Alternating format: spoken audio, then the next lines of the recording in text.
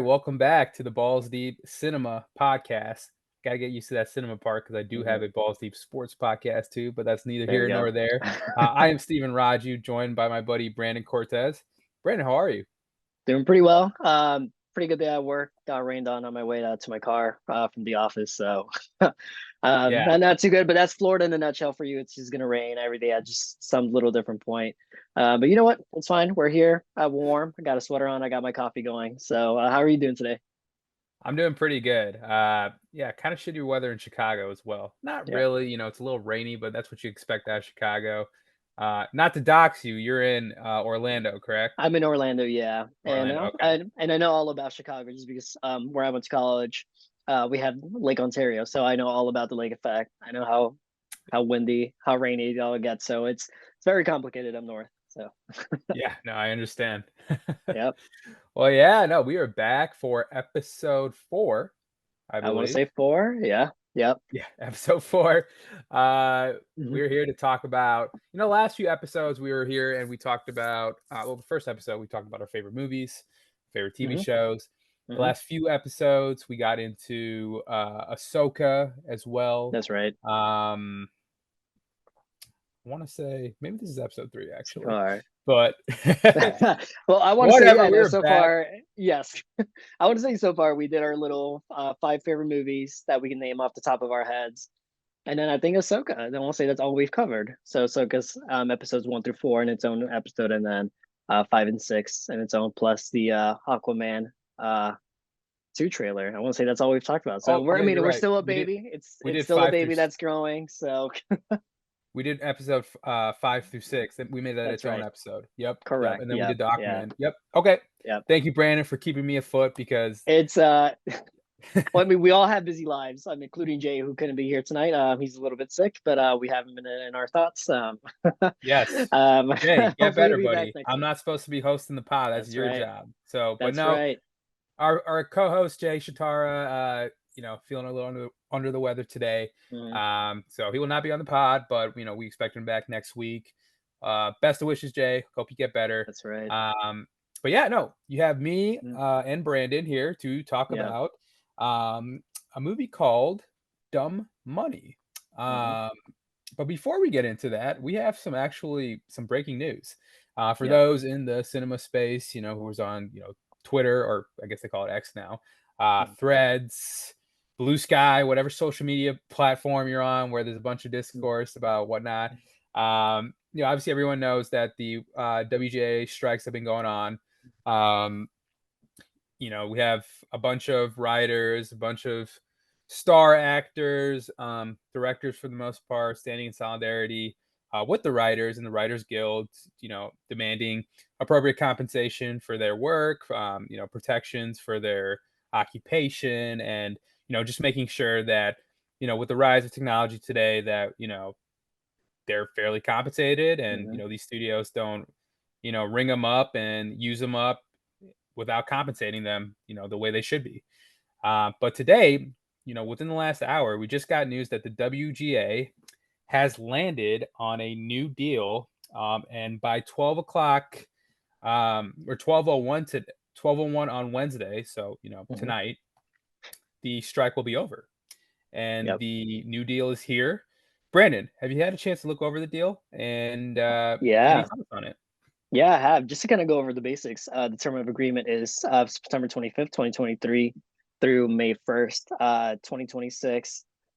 Just kind of go over the basics of what we see here. And I'm reading this off of the WGA contract 2023.org, just to give all of you context on where the source is coming from. Most NBA minimums will be increased by 5% on ratification of contract, 4% by May 2nd, 2024, and 3.5 on May 2nd. May 2nd, 2025. And then some minimums and rates increase less, mostly by 3% each year. Um, we also see the health fund contribution on a reportable earnings will increase 0.5 in the second year of the agreement, going from 11.5 to 12%. And that's just a couple of the basics. But something that we spoke about just before we got on, Steve, was just about AI. That something that kind of just blows my mind, that the world we live in.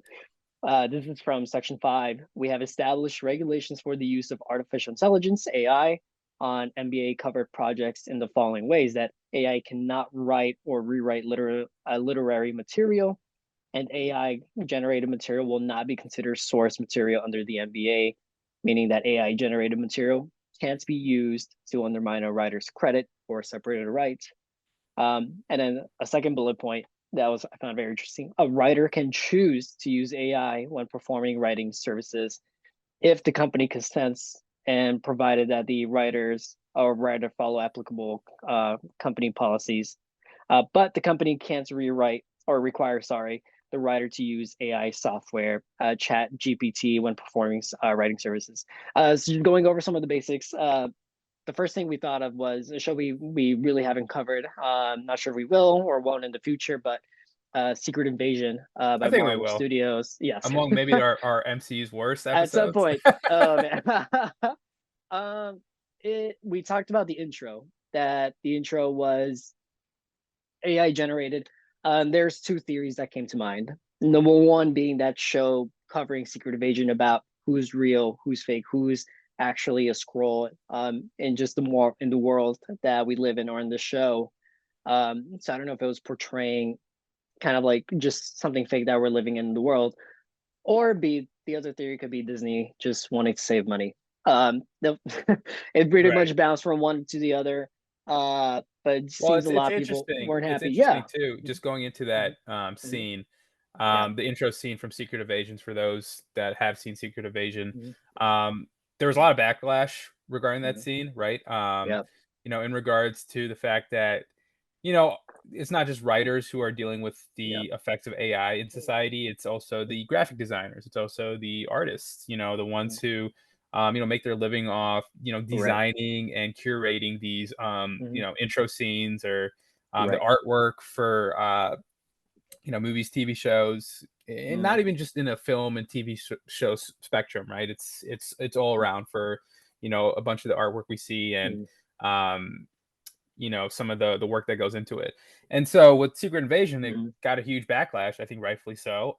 Right. It dealt with uh and it's a company in Disney where they make so much money and they choose to go the AI route to Right. curate their intro episode and their intro rather than just paying someone, someone who could very easily Right. do a better job than what we saw in that intro, Right. uh, to, you know, pay them, compensate these people. There's Mhm. plenty of Mhm. artists, graphic designers that need a job, and Right. big corporate Disney went ahead and just did an AI opening, probably saved them probably a couple bucks in the grand scheme of things, a couple of pennies, and they Mhm. rightfully got backlash. And Right. um, I know for that, there was some theories like, hey, like they're doing this intro because it's supposed to simulate the scrolls being like the imposter, uh, Right. and that symbolizes what AI is today, right? It's the imposter Mhm. content that's replacing Right. human made stuff, human curated stuff. Um, but yeah, I mean, Mhm. it's really interesting to see that, and I think it's good to see Mhm. that the writers are getting their guidelines established when it comes to Right. artificial intelligence. I'm seeing right here, writers can choose to use AI when performing services, so they do have the Mhm. option to use AI. Yep. Um, it's not something that's required though, so Mhm. it could be a cool thing. It could be a cool thing to incorporate Right. into their screenwriting process Yep. to because AI Correct. can be a helpful thing. It doesn't have to be a thing that takes away from their job, but unfortunately, that Right. when it's kept up, when it's unchecked, then it is a threat to their job. Yes. Brad, I know you Right. have some experience with screenwriting, more on the collegiate level. Is Yes. this something? How do you view it as from a screenwriting perspective? This whole not only Mhm. from an AI point of view, but Yeah. from the whole agreement that came forth. No, great question. Yeah, so I did minor in screen studies while I was in college, broadcasting and mass communications being my major.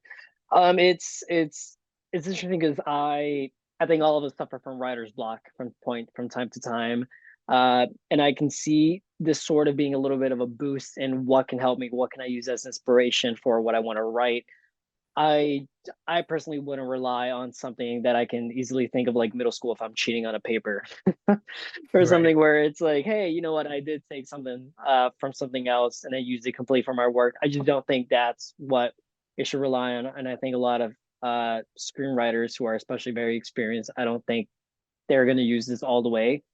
When I was flying from Toronto to Orlando back after a buddy's bachelor party, one of my friends that we went with, he told me about Chat GPT, and I find it very interesting that it's actually on here on this as one of the bullet points that Hmm. that's an example of what he used. Um, he told me, think Brandon, think of two characters. I immediately thought of Ted Mosby from How I Met Your Mother and Mickey Mouse. And he said, all right, put a setting, right that they're in a setting. So I was like, okay, coffee shop, keep it simple. Um, Literally like 2 pages of Mickey Mouse and Ted Mosby very much in their characters having a conversation, and slightly cool, slightly very, very freaky. I don't know how to feel. But Right. it's something where if I struggle with something, I can definitely see where I can have two of my characters, maybe with pop culture that I'm referencing like in a story. But if it's something completely original, um, I don't see the benefit to that. Maybe Yeah. because I don't know about you, but when I screenwrite, when I'm writing characters, I base them off of people I know in real life, so I can say this is a personality that this character will have, and this is a personality that this other character will have.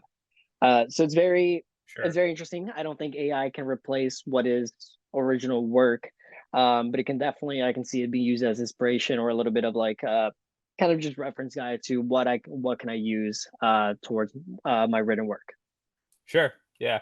And just Mhm, going through the document, mhm, the agreement, we talked about AI. There's improved terms for screenwriter employment. mhm, I know employment is definitely a major part of the strikes that, you know, the fact that a lot of these writers are unemployed. mhm. Even Right. when they are employed, they're not, they're barely getting residuals for their work, which goes into the next Yeah. topic, which is the streaming aspect. Mhm, It looks like they have increased residuals on their streaming, mhm. viewer-based streaming bonus, streaming data transparency. Just reading off the list, Yeah. I think in a further episode, um, we'll Right. definitely get into this once we have a chance to analyze this in detail.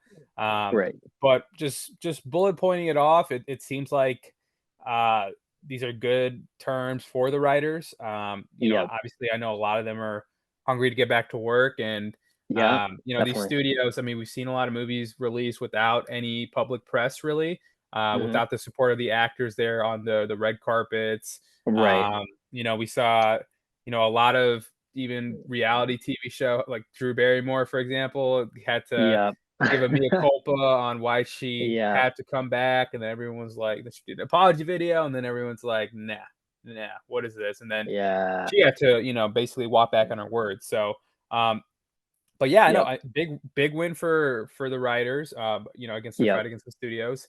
Mhm. I'm really excited to see, you know, a lot of these actors and these prominent figures who were on the Mhm. strikes back into the spotlight, hopefully. Yep. Back, in unison with the studios. All Mhm. we want is great content. All we want is, Absolutely. them working together, and all we want is them fairly compensated. Writers are Yeah. the backbone of TV and movies, right? Without Yep. them writing the stories, Mhm. we're gonna have a lot of VOD content that's hitting theaters, right? Yep. So, but yeah, great win for the writers. More details to come, I'm Absolutely. sure, because like we said, it just Right. recently released. Yep. Um, and speaking of, maybe seeing some stars back on the red carpet, starting to promote their movies more. Mhm. Uh, Yeah. Maybe we'll see that for the movie we're talking about today, Dumb That's Money. right. Um, so just to give the listeners an idea of the movie we're talking about, first off, this movie has not fully released yet. It had a limited Mm. release. Limited release at September 29th. What, or Mhm. I'm sorry, September 15th was its limited Right. release date. Mhm. September 29th is its worldwide release date. Yep. Um, we got the chance to see the movie. My first Mhm. thoughts, I want to ask you, Brandon, how Yep. much do you know about stocks? Not a lot. I know QuickBase. My dad is someone who's obsessed with. He was for a while and still is with stocks. And I remember him being all over the app Robinhood for a while. Sure. But yeah, he's someone that tried to get me into it. Just it's not necessarily my thing. Not that I wouldn't mind investing a little bit of money, but it's just if I don't know much about it, I don't want to put my money where something is where it's like I can easily lose it. I worked hard for it. So that's kind of the Right. basics I know. But in terms of the basics of how many shares, how much you're putting into it, how much you may receive back, whether that's months or years from now, that is what I fairly do know about this. And I did learn a little bit more through this movie uh, from the events of GameStop and how that Yeah. all kind of started. See, look, I Yep. what was going on in this movie, I invest in stocks, but it pales in Okay. comparison. Yeah. It's not Yep. like, good old Keith Gill and how he invested in Yep. stocks. Oh yeah. But, I mean, for me, it's very so I'm a low risk guy. I don't like taking on a Yeah. lot of risk when it comes to stock trading. Hmm. Um, but it's interesting. It's interesting to see, um, that whole story of Right. the GameStop stock story or the Hmm. squeeze they put on these hedge funds. Um, and just to get into that, Brandon, any thoughts on, I guess, where you were when you heard about all this GameStop? Yep. They're squeezing the market. These hedge funds are going crazy. These retail investors are. How much you know about it? And I guess, what did Yep. you think about it at the time, if at all? Yeah. No, no, great question. I personally don't remember a lot of the beginning portion of it, but I remember the very, very end of what happened with Robinhood when they put a pause to buying and selling. I remember Twitter, as it was called at the time, Yeah. exploding, and I remember that just everyone being like, "Oh my God, Robinhood did this!" Like I remember that being the big shock, because that was just an app that was doing well, and I believe Dogecoin was. You can correct me, but during the time were they also affected by this? When people were trying to I invest, or remember. no? I think Yeah. I remember it. Look, I mean, honestly, I feel like back Yep. end of the pandemic, 20 or start. Well, it was mid pandemic, Yep. when this all occurred. It was like end of 2020. We're going on to early 2021. Yep. I really wasn't much into stock trading at the time. Okay. And I Right. remember this. With all the craziness that was going on in the world, I just remember this Yep. as almost like a background story that was almost like white noise. Like I heard about it, and then it just kind of went and go, Right. and I Right. just knew that someone got fucked over, and Right. I knew something very interesting happened. Didn't really think about it for too much, and then Right. within the last year or so, as I've gotten more Mhm. invested into stock trading, your index funds and Mhm. all that, Right. um, Yep. I got into the story of GameStop, and then Mhm. heard that they're coming out with a movie about it. Yep. And I also watched a documentary on Netflix. So just a Mhm. quick breakdown of what actually happened for our listeners.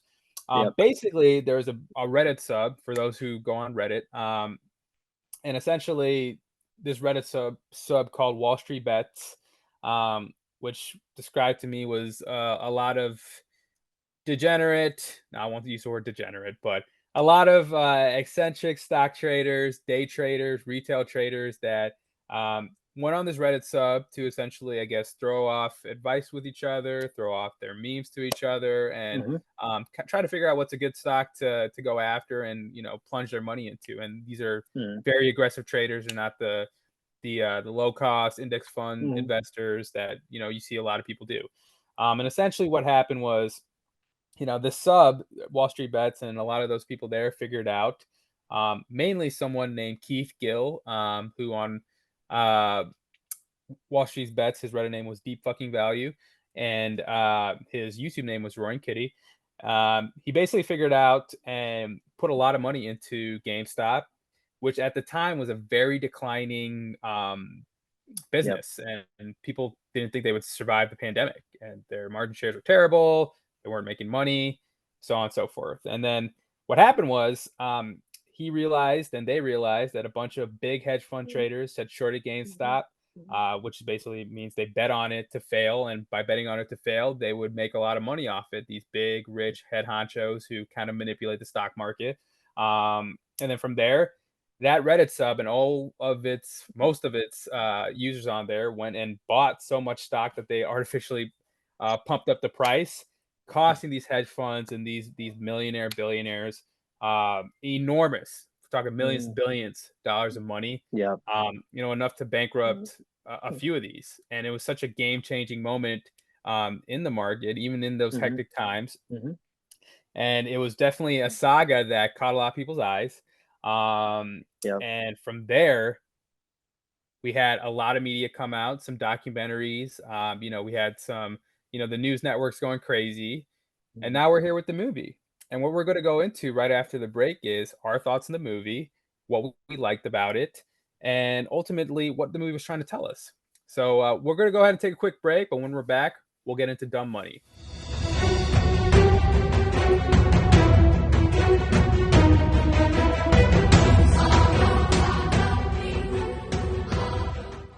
Okay, welcome back, everyone. We're going to talk about dumb money. We gave you a brief overview of the Yep. real life event that happened, back in late 2020, early 2021. Um, but yeah, Dumb Money is a movie that's going to release worldwide September 29th. Hmm. As I mentioned, Brandon and I both saw it this past Yep. weekend. Um, yeah, let me go into a little bit about this movie. But first, Brandon, what did you think? Yeah, great. Something that was interesting when you mentioned a worldwide release. I and I know we mentioned a little bit about the marketing that I don't think we've seen just a lot of it with maybe what's going on with everything right now, but it well with the writers and the actors strike, but it was a good movie. It If there's anything I got out of it is that it captured what 2020 and early 2021 was. I think seeing the opening with Paul Dano's character, on the train, uh, wearing a face covering, just meeting up with people in a restaurant, also wearing face coverings. I think all of that casted it very well. I don't think, as right recently, we've seen a lot of movies that are related to what happened during the events of COVID, what the world looked like then. I'm pretty sure years from now, we're going to see a lot of that. But we haven't really seen a lot of it. If anything, we've seen shows and movies filmed, uh, you know, throughout during like the COVID years, Mhm. or like the big, pandemic, or even filmed post pandemic, or we're still in a slight pandemic, but we haven't seen a lot of movies really portray what that world looked like for all of us, especially in a big city like Boston, where Paul Dano's character and Shailene Woodley live in. So I thought it was I think they did a really good job capturing all of that in the movie. I think that's probably what came out for me the most. But I thought it was a really good movie. Really well acted all around. I enjoyed the theme. Well, you mentioned it very briefly earlier, but the rich versus the poor. Uh, what it is that no matter if it looks like you're winning as the person who's maybe lower class, or like, or someone who's not, or stable, right? Just the word stable Yeah, versus rich, that there's always going to be a way for them to win. And that's sure. what it's always been with the society and the different class system. But overall, I think it was a really good movie. So I'm excited to hear what you had to say about it. Yeah, and I should let the audiences know this is going to be a spoiler free review of the movie. Yep. Obviously we gave you an idea of um, Mhm. what actually happened, and for the most part, that movie. I mean, the movie really does follow the events to a T. Now, I will say, just because I don't want it hasn't been released yet, and I don't want to spoil anything for those who are planning to go see it. I will Right. say that there are a lot of countless stories, as I mentioned, of those users or those who are invested in GameStop who, Mhm. were were running up the price, right? They were holding on to their stock, and some of them made big money, and some of them, saw their portfolios crash. Um, but they chose to focus on a certain set Mhm. of characters. It seems like a mix of some real characters, and then some that are more kind of allegations of a bunch of Mhm. different characters. Um, Yeah. but yeah, let's go into a little bit. I like the movie, by the way. I thought it was a great Yeah. movie. Yeah. Um, I think the thing about this movie was I had an idea what happened. Mhm. And then just going into this movie, I just wanted a movie that was well directed, well acted, and can Yep. excite me about a true story that I Mhm. already kind of knew about, right? Right. Um, it's a nonfiction movie, but it's going to take some fictional elements just for Right. the dramatic and the movie telling part of it, right? Mhm. Um, So with this movie, I really like things that really stood out to me was I like the pacing. It's not a long movie. It's about Yeah, an hour, no. 40 minutes. It's Mhm. pretty lean. I thought honestly they could have maybe added maybe a few more scenes of some of the supporting Right. characters Mhm. because you have such great actors in this movie. Would have loved to seen a little more screen time Mhm. for each one of these talented actors. Right. And speaking of the actors' performances are A1, great performances. I It's agree. interesting with a movie like this. It's based off, the GameStop squeeze, right? And Yeah. for some reason, it has such an A tier list cast for Yeah. a event that I don't think a lot of people know about. I think a decent amount of people know about it, but for Yeah. your average Joe, they're probably who isn't invested in Right. stocks, for example, they're probably Yeah. like, the fuck, what are you talking about GameStop? Yeah. Uh, but Yeah. this movie was distributed by Sony. Mhm. Give it a little bit about the overall cast and directors. Had a $30 million budget, so Mhm. not an expensive movie by any means. I think most of that budget went Mhm. into the cast and getting this Right. this great set of actors, Mhm. and also a very nice director as well. So Mhm. as far as who's in this movie, we have Paul Dano, we have Pete Davidson, Vincent D'Onofrio. For any Daredevil fans, that's the Kingpin. But you should know Vincent D'Onofrio from a lot of great stuff. Yeah. Uh, my personal favorite was Full Metal Jacket. He was in it, Okay. right? Yeah, he was.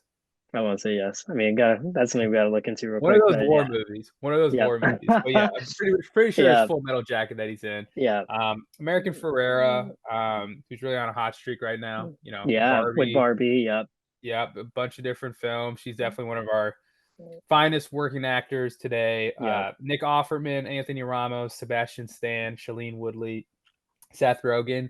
Dane DeHaan's also in this movie. That's right. A Yeah. little bit of He a renaissance for him. Yeah. You know what's funny is like when him being again, this isn't anything big spoilery, but him being the GameStop manager at the one store in New York City. Well, I mean, there's a bunch in New York City because it's New York City, but that specific one, not sure what borough that was in, but um he was wearing his face covering the entire time. Like, well, him literally, yes, but his character, it was just so funny because the entire time in the movie theater, I was like, is that Dane DeHaan? Like, I am like, and eventually he removes it. I was like, ah, there it is. Yeah, so I uh, guess I yep, guess if we have one spoiler alert for this movie, Dane yep, DeHaan is in this movie. Um, yep, he's on, he's a little bit of a renaissance right now. yeah, He had a tough time. I remember first seeing Dane DeHaan in Chronicle, if you remember that movie, yeah, Chronicle, Brandon, yep, mm-hmm. starring Michael B. Jordan. Can't remember the main actor, but great movie directed by Josh Trank. Yeah, mm-hmm. Yep.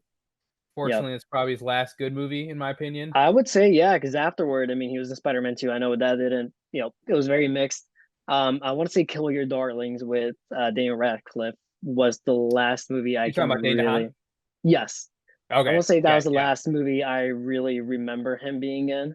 But apart from that, yeah, I haven't really seen him in much. So it's good to see him though, because he's a good actor. I think he's very versatile.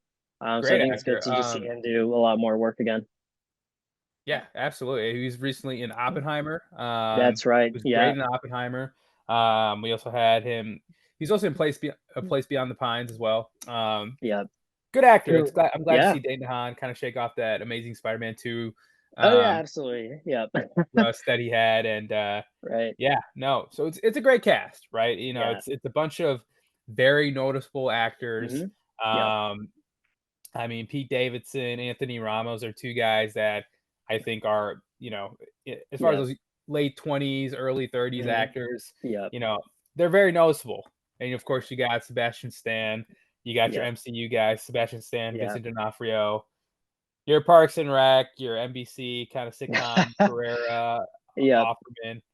It's a really stacked cast for It really a is. subject matter and a story that's, Hmm. um, you know, it's interesting to see them collect such a great list of actors for um Yeah. I the agree. story about how GameStop ruined the stock market or said Yep. fuck you to the hedge funds. But Yeah. nonetheless, I love it. Love seeing Sony spend up the money to get a cast like this. Yeah. You got Craig Gillespie as the director. Hmm. He's done I, Tanya, Cruella, Hmm. The Finest Hour. He's got a lot of good movies out there. And yeah, I mean, for the most part, I think the biggest part Hmm. of what makes me like this film Mhm. is just what we talked about right now, is the Yep. actors and the direction. Um, it's beautifully acted. Mhm. I personally really like Seth Rogen in this movie, Yep. and it's great to see him depart from his comedic Pineapple Express funny guy, out of shape guy, right? Yep. This is the end, the Green Hornet. We Yep. know Seth Rogen is in a lot of ways a typecast, Mhm. but he's done a lot of interesting stuff in his career where he's, I think, moving past the Judd Apatow Yep. kind of phase of his life. Mhm. He's gone more into more of a producing kind of persona. We don't see Right. him act a lot anymore. I know he was in. Did you see? What was it? Pam and Tommy, the Hulu series. No, I have not. No, I know that's with Sebastian Stan in it. So, but no, I haven't seen it. Yeah. He's in that. Seth Rogen's in that. Nick Offerman is in Okay. that as well, Is I he? believe. Okay. Um, But yeah, no, I mean, Mhm. I think people will like him in this role of a well-off, wealthy hedge fund manager. Very Yep. departure of what he usually does in Mhm. films. And I think it's really cool to see him in that light. And I think people will enjoy him in this movie. Any particular actors, any particular performances that Mhm. really stood out to you? It's you know what's funny though? It's with such a big cast, and you mentioned the typecast earlier. It's interesting because in this movie you see these characters play really just simple characters. Simple people living in their simple lives. Apart from the rich people, right? Like we're talking about, the America Ferreras, your Anthony Ramos, your Paul Dano. Well, sort of. He's semi-celebrity in this movie. I haven't even Shailene mentioned Woodley. haven't even mentioned Paul Dano, the We main character. haven't. We even haven't. No, so I love that Pete Davidson too. Well, Pete Davidson, he's a little bit of Pete Davidson in the movie, but it's great to see these characters, these actors play simple characters. But Seth Rogen, you mentioned it very well. He does a pretty good. I mean, it's very hard to not see him as Seth Rogen from the Judd Apatow, the MTV style movies, but just incredible all around. I can say I just really loved everyone. Paul Dano, I'd say Shailene Woodley. She maybe had some of the least screen time from all of these, or maybe Nick Offerman, I would say. Um, but she does a fantastic job playing like a mom. Yeah. I know Big Little Lies. I believe it was HBO Max. I think Yep. that had the series, but uh, she just does a really good job. I don't even see her as that character from like Fall in Our Stars. I see Shailene Woodley as like somewhat different in every movie. So Sure. that's something that I believe we have to give credit to her from this movie. I know earlier today we mentioned about the movie how easy it was to follow. I like to do something where I go into a movie where I don't watch the trailer. Um, Yeah. so I went into this Smart. movie completely blind, and I didn't even know what it was going to be about. I didn't look anything up; just went straight into the movie theater. But for how easy it was to follow with those events, and kind of been like, oh yeah, you know what? I remember being on Twitter that day, seeing everything explode about GameStop and even Robinhood.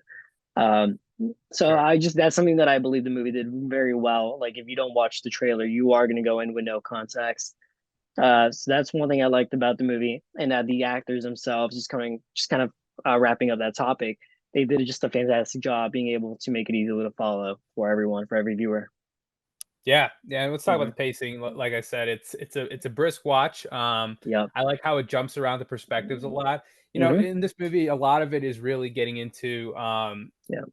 the whole GameStop situation in a nutshell is the rich versus the poor, or the rich, the classism at its finest, right? The people who take all, and the people who are just trying to make it for a living, right? Right. And in this movie, I think the director does a great job of giving you the perspectives of the alternating lifestyles that these Hmm. people live.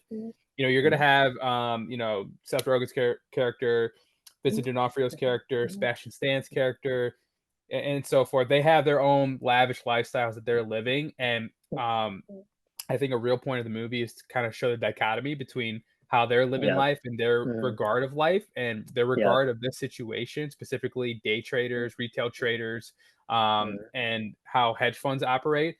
They don't really go into the nitty gritty of how you know they hedge funds specifically do their day to day, but they basically Hmm. give you a good synopsis on how they short the Mhm. stock market, how they short certain stocks, Mhm. how they make their money, and how they do it Mhm. in kind of grisly and just a way to manipulate stuff. Mhm.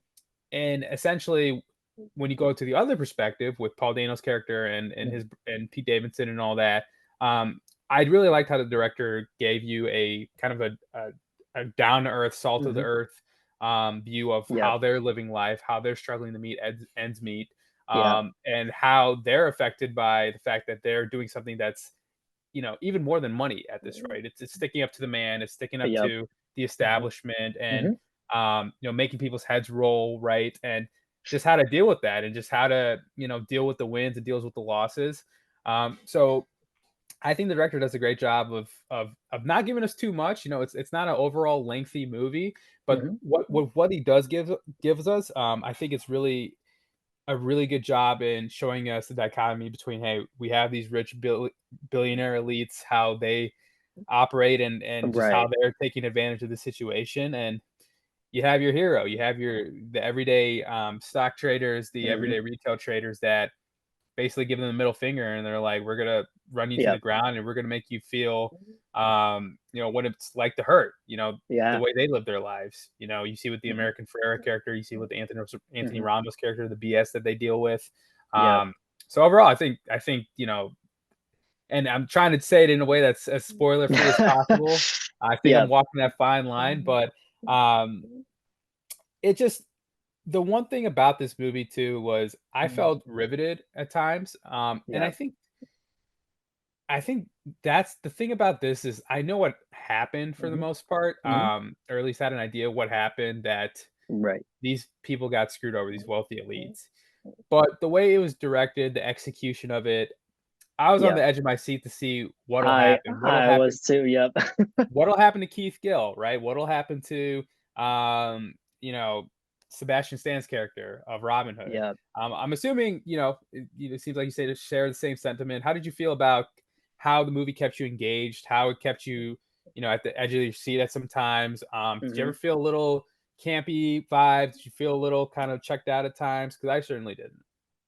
I didn't either. I think being able to follow the lives of these real people that can easily be you and I, saying, "Hey, the amount of money I'm putting in, whatever can come out of this, just a little bit," especially with America's Ferrera's character, and the college kid too. You kind of see like, "Holy crap! Mhm. I need this for my life. I need this. This is definitely a risk, but." The amount that I'm putting in can come Student out to loans they're dealing with. something. Yep. America Ferrera just trying to survive with their two sons. Or like her character. So I think just seeing these lives, you want these people to win. You want the little man to win. Yeah. And I think something about that, just seeing, and for me, luckily, since I didn't know like all the full details about the event, I was very much like, holy shit, what happened? What actually did happen Yeah. to these everyday people? So it was just very much rooting for the little man. I think movies or scripts, when they force the viewer to definitely choose a side, to be able to root for someone, have the protagonist and the Yeah. You antagonist. definitely can't choose the hedge fund That's side. No. that's no, no, no, no. That's the moment that I was like, oh my god, like I'm really into this movie and I want these characters. So when you see them suffer, when you see Robin Hood pause the buying and the selling for GameStop, you see Infuriating. yeah, Yeah. you see the suffrage of a lot of these characters. Like the whole world almost felt paused. And then then they're all rooting for Roaring Kitty to be like, hey, what's your decision? Like we're all gonna base what we want to do for mom. What you do? Are Yeah. you gonna hold? Are you gonna sell? Um, and it's almost it is walking a hard line to see what to talk about what happens, but pretty much you feel either that amazing excitement or that depression of what happens at the end of the movie towards it. And there is a double-edged sword or a silver lining, I would say, towards uh, the result of the movie. But no, it kept me on edge, especially. I think it's really just the everyday people who are just trying the best to improve their lives and just do this. That pretty much made me keep me on the edge of my seat. Well, and that's the thing too. Hmm. I really wanted to see I think for me, it was great to see it because I do like seeing, like, the middle finger to the establishment, and especially the kind of scumbag individuals that are in this movie. And so Hmm. that's why I was very invested because I felt I had a rooting interest, right? I felt I had a Correct. rooting Yeah. interest in seeing, Paul Dano's Yep. character and his family and all that, Yep. make out of this. And even though I knew what was happening, I think that's the magic of movies. The movie does a great job of, Yep. even in a true story, like setting up some stakes, showing the Hmm. perspective of the protagonist, what he's dealing with, in his personal life, how he's gonna overcome this, give us that Hmm. insight of, Yep. potentially what did happen. I'm sure Hmm. dramatized to an extent, Correct. um, Yeah. yeah, but for the most part, I thought I walked out of the theater feeling great. Oh, I I felt it felt. was a great time. Yep. It was a great time. Saw it with my girlfriend, and she loved it Nice. too. So, Yep. um, yeah. So let's get into one thing that I wanted to talk about Hmm. was, with these type of movies, when money is kind of at the thick of it, Yep. I started to think about, how this movie compares to other maybe similar movies that deal with the idea Hmm. of the financial establishment Yep. and, how it affects everything. Um, Yep. Off the top of my head, when I walked out of this movie, I Mhm. thought about a few movies. I thought about The Big Short. Okay. Yep. Yep. Have you seen it, Brandon?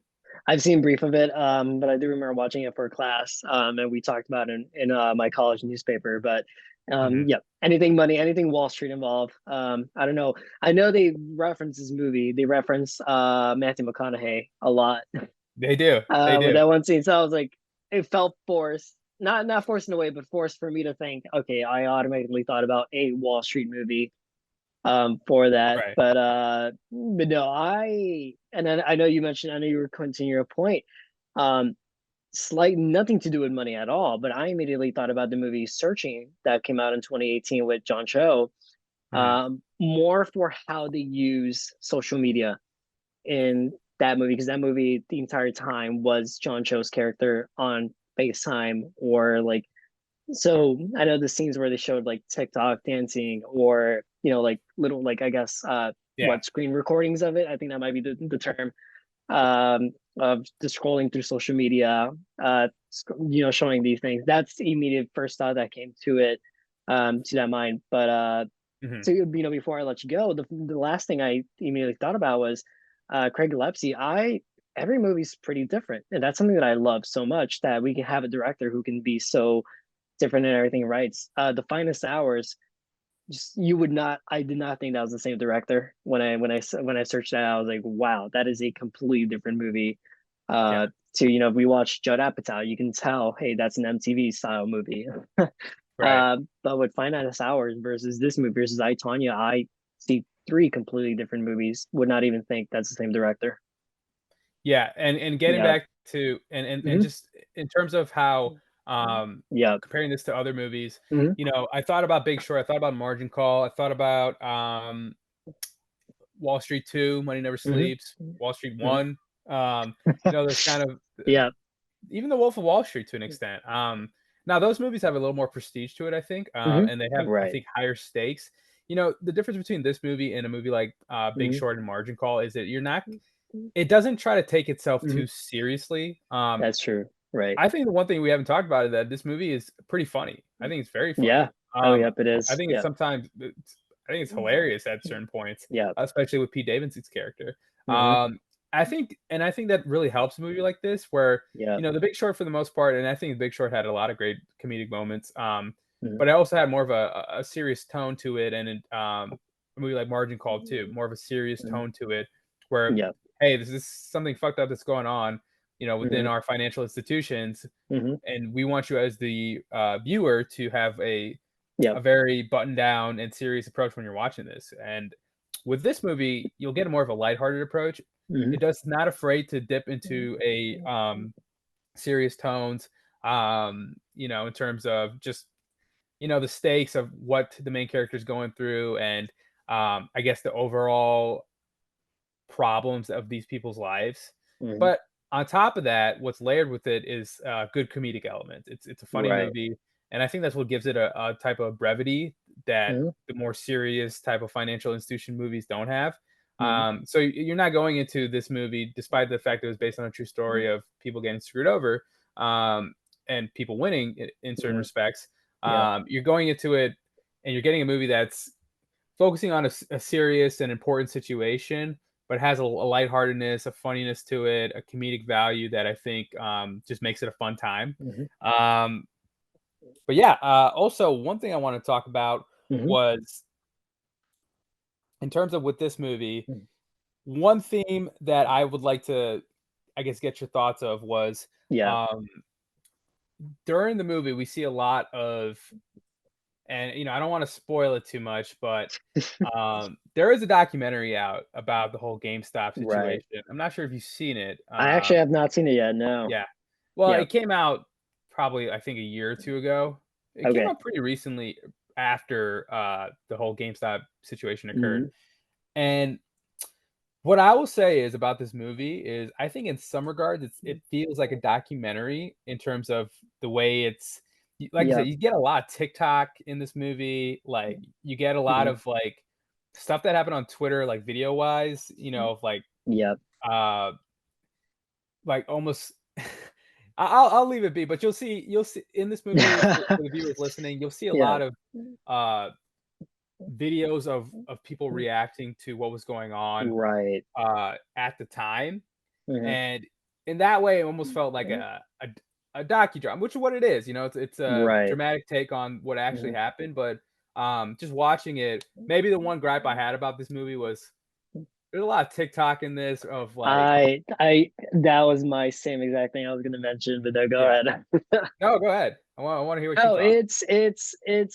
it's more I when this movie, what I kinda going back to the beginning, what I love is that it captured again, like I know I mentioned, it captured 2020, 2021 early of it so well, but I feel like now it's just a modern trend that we're seeing a lot of what's going on in social media and movies, and maybe it's just the world we live in. Maybe I'm just a little bit more of an oldies type of guy, but it's something that I feel like is being overused. And I saw that movie Searching, for example, with John Cho back in 2018. That was a movie that first used a lot of that, and kind of like scrolling through the Facebook, scrolling through the Twitter, or searching a lot of these things. And then we saw this again, and this is what 5 years later from 2018. I just feel it is a little bit more of overuse. Personally, back in 2020, I remember TikTok wasn't as much of a fun facts or like, hey, how to do this, or hey, travel tips, or like, travel destinations. It was very much like, let's try to be Vine 2.0. Yeah. So I don't And know about you, but I will that's the say, I first feel like thght. Yeah. I don't. No, sorry to cut you off. No, no, no, I you're will okay. Yeah. say it was a mixture of like TikTok videos, like Twitter Yeah. videos at the Yeah. time, Hmm. um, YouTube videos, Hmm. a Yep. lot of YouTube Hmm. videos. Yep. And it's used as a device to show, I guess, the reactions of what was going Right. on. For sure. Yep. Probably overdid it in that regard, Right. because I would have liked to spend more time with these great actors instead of Absolutely. constantly Absolutely. panning I to agree. not Yep. constantly Mhm. panning to TikTok. I'm not in all those videos. I won't say that it was Yeah. overwhelmingly in the movie, but Mhm. a little too Right. much than I'd like. No, that's definitely a good way to put it. And especially when we saw just how good these characters were. Like, I wish we could see more of Shailene Woodley. I wish we could have seen more of America Ferrera. Yeah, Um, some of those characters are someone that they just did such a good job of being just down to earth. That I wish we could have seen more of. And but the kind of documentary style of what this movie was. We saw that very much with the news reports that were national news, local news, and then your more political, like the CNBCs of the world. yeah, We saw a lot of that. So that's where it felt like it was almost like a documentary style yeah. film movie, but while also having your dramatization with these actors. So, Yeah, and in some regards, it just helped kind of yep. immerse you into what was going on at the time, right? Right. But yeah, I mean, not a lot of gripes with the movie, really. I Nope. thought it was a good time. Um, we're gonna do our first scoring system. We Yeah. haven't done a scoring system. You want to do it out of 10 or out of 5 stars? I think out of 10. That's usually how I review movies Okay. on Instagram. So that's usually the way I do it. So I don't know. And We can kind Letterbox of too, right? stick to that. I haven't used Letterbox in years. Oh Believe it or my not. god. I All know right, it's for been the a listeners, while. I'm going to make it my priority to Go for get it. Yep. Mr. Brandon Cortez on There we Letterbox go. Definitely. because I can't call myself a film podcast if we can't call I ourselves a film know. podcast. We don't I have an active know. Letterbox, Oh man. man. It's no, it's been years. I used it a lot back in when was it that it first released? Was it back in 2014, 15? I think so. Maybe the app Yeah, itself around there. around it. I remember using it at the beginning. But now I see memes about like, oh, meeting the one on Letterboxd and things like that. Guess it's I not a wish bad you way. wish. Hey, I mean, Not a hey, it bad can place still to go. happen. So At least uh everyone knows they have one thing in common. So that is very true. But no, I definitely do want to get back into it because I think just like how we see IMDb or maybe the Rotten Tomatoes, that's how maybe we can see Letterboxd kind of be one day, but more of the audience score, which it pretty much is. But no, I can go ahead. I think it's a solid 8 out of 10 for me. I think it hits everything that I would like in a movie. Good written wise.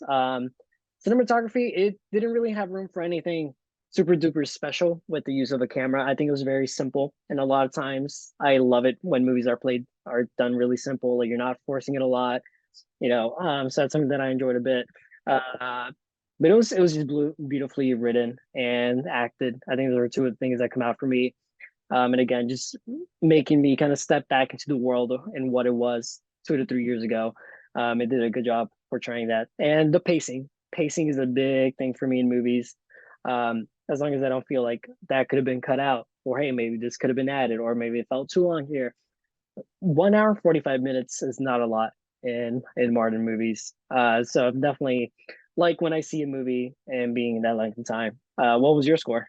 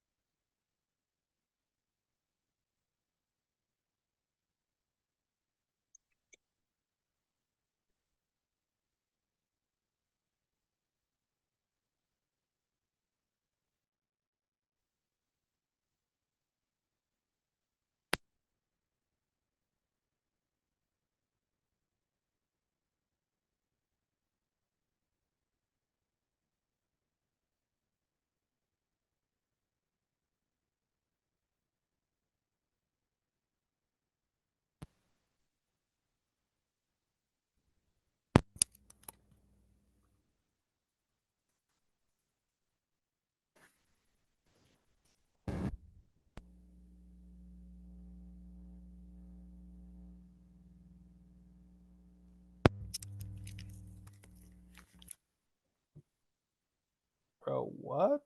Okay, I can hear you now. What the fuck happened there? I don't know. Okay, Oh I'll man. make it All quick. right. Perfect. All And right. then we can always edit it. So, but Yeah. perfect. Go for it. All right. Three, two, one. So for me, walking out of the theater, I just felt a sense of this movie did a great job keeping me at the Hmm. edge of my seat, entertaining me, Hmm. making me laugh on several occasions, Hmm. giving Yep. me great Hmm. performances.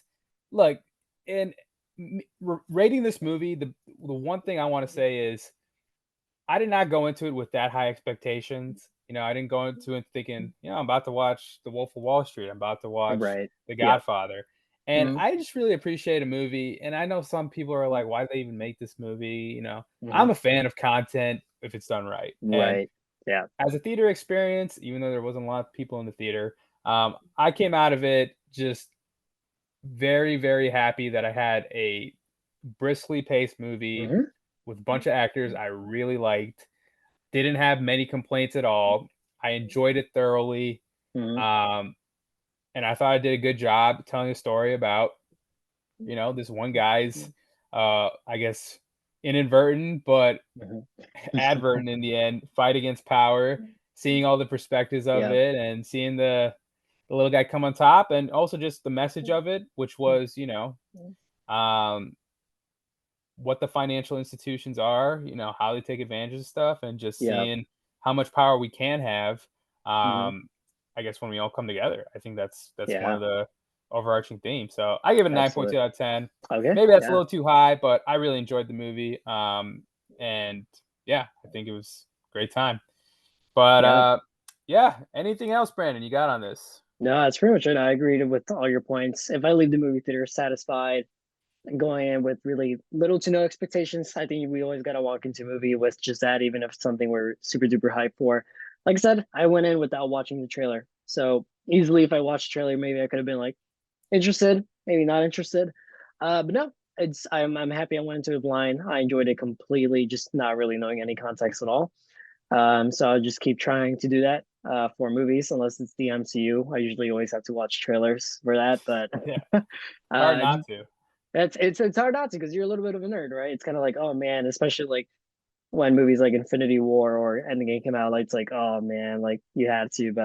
Oh yeah. But yeah, I know we're running out of time, so I think we're gonna go ahead and leave it at that. Steven, Yep. anything else you want to mention? No, that's it. We did Okay. our best to Yeah. keep it as spoiler free as possible. I think we Yep. did. As listeners, Yep. um, I recommend go see the movie. It's a great cast, like we said, good Hmm. story, well directed. Yep. But yeah, it releases September 29th. The movie's called Dumb Money once again. And yeah, go out and see it. Re-listen to this podcast once you Yep. do, so you can get an idea See what our the hell we were points. talking about. Yeah. But yeah, we will return next week, hopefully with Jay once he's feeling Hopefully. better. Yeah, that's Um, right. we got some Ahsoka to talk about. We'll also maybe dive into a little bit more of the WGA stuff. Hmm. But Absolutely. yeah, I mean, we'll put a bow on it. Once again, I am Stephen Raju, speaking with Brandon Cortez. Thank you so much, everyone, for listening. We'll Hmm. talk to you next week. All right, y'all take care.